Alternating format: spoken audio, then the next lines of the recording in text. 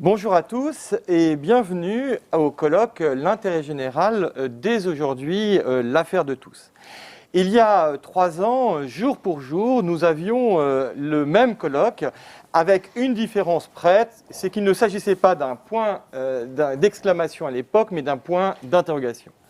L'année dernière, au plein cœur de la crise, nous avons questionné les citoyens, les entreprises, les élus, pour savoir quelles étaient leurs positions sur ce jouet collectif entre associations, entreprises, collectivités territoriales, services de l'État, pour pouvoir répondre aux défis de transformation actuels et surtout à la crise systémique et sanitaire que nous vivons.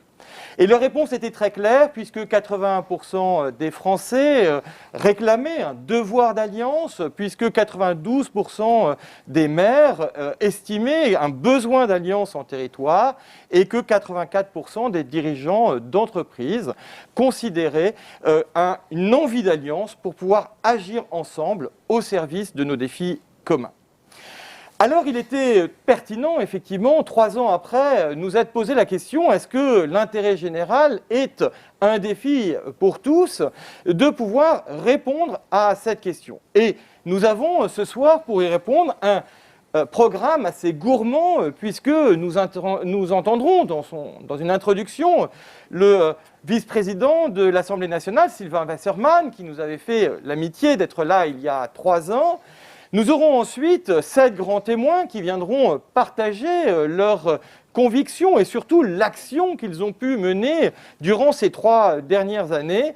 Nous aurons ensuite un récit du cheminement qui a été parcouru pour construire, pour co-construire cette vision commune des mutations de l'intérêt général qui auront la chance de pouvoir être remis à la fois aux représentants du CESE, de l'Assemblée nationale et du Haut Commissariat au Plan. Et nous finirons ensuite